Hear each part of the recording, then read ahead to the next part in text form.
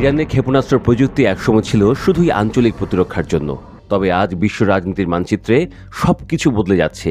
সেই বাস্তবতার আড়ালে আবডালে জন্ম নিচ্ছে নতুন নতুন কাহিনী, যা আন্তর্জাতিক অঙ্গনে আলোচনার কেন্দ্রবিন্দু। সেই রহস্যময় জিনিসের নাম খোরামশর 5। ঘটনার শুরু কয়েকদিন আগে।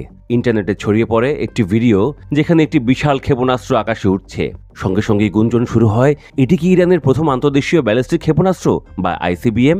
যদিও সেই ফুটেজটি ছিল 2023 সালে খোরামশর 4 এর, তবুও নতুন করে আলোচনার ঝড় বয়ে যায়। কারণ এইবার আলোচনা শুধু মিডিয়ার বানানো নয়, বরং প্রযুক্তির এক সম্ভাব্য রূপান্তরের ইঙ্গিত।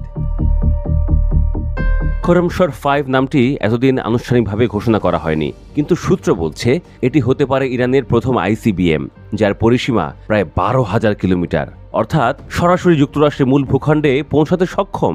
এটি শুধু দূরত্বে নয়, বরং গতিতেও নজর কাড়ে। রিপোর্ট অনুযায়ী এর গতিবেগ মাক 16, অর্থাৎ ঘন্টায় প্রায় 20,000 কিলোমিটার গতিতে ছুটতে পারে। এ ধরনের গতি শুধু উন্নত দেশগুলোর হাইপারসনিক অস্ত্রেই দেখা যায়। 2015 সালে ইরান নিজেই ঘোষণা করেছিল তারা 2000 কিলোমিটার বেশি রেঞ্জের ক্ষেপণাস্ত্র বানাবে না। যুক্তি ছিল তাদের প্রতিরক্ষা ব্যবস্থা আঞ্চলিক হুমকি মোকাবেলায় যথেষ্ট। কিন্তু সময় বদলেছে। ইসরায়েল ও যুক্তরাষ্ট্রের সঙ্গে বাড়তে থাকা উত্তেজনা, আঞ্চলিক দ্বন্দ্ব এবং অপ্ররোচিত আগ্রাসন, এসব হয়তো ইরানকে তার পুরনো প্রতিশ্রুতি পর্যালোচনা করতে বাধ্য করছে। বিশেষজ্ঞদের মতে এই ধরনের আইসিবিএম তৈরি করা শুধুমাত্র রাজনৈতিক সিদ্ধান্ত নয়, এটি বিশাল প্রযুক্তিগত চ্যালেঞ্জও। ক্ষেপণাস্ত্রকে মহাকাশের বাইরে পাঠানো, তারপর পুনরায় বায়ুমণ্ডলে প্রবেশ করিয়ে নির্ভুলভাবে লক্ষ্যবস্তুতে আঘাত করা, সবই মহাকর্ষ, তাপ এবং গতি সম্পর্কিত জটিল গণনার খেলা। খোরামশর 5-এ একটি 2 টন ওয়ারহেড থাকার কথা বলা হচ্ছে, যা অনেক দেশের পারমাণবিক বা বাংকার বাস্টার বোমার ক্ষমতার সমতুল্য।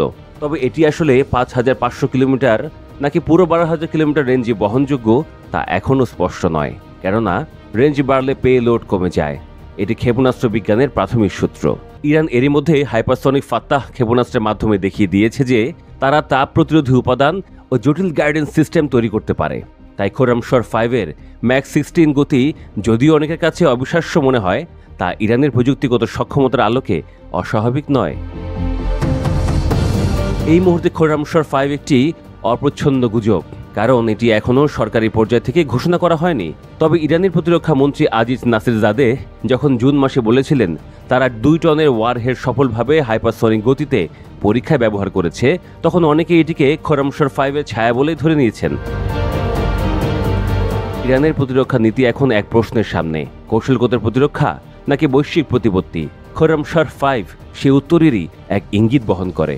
ইরান বারবার বলেছে তাদের ক্ষেপণাস্ত্র কর্মসূচি প্রতিরক্ষামূলক, কিন্তু একবার যদি খোরামশর 5 সত্যি হয়, তাহলে তা শুধু আঞ্চলিক নয়, বৈশ্বিক ব্যালেন্সেও পরিবর্তন আনতে পারে।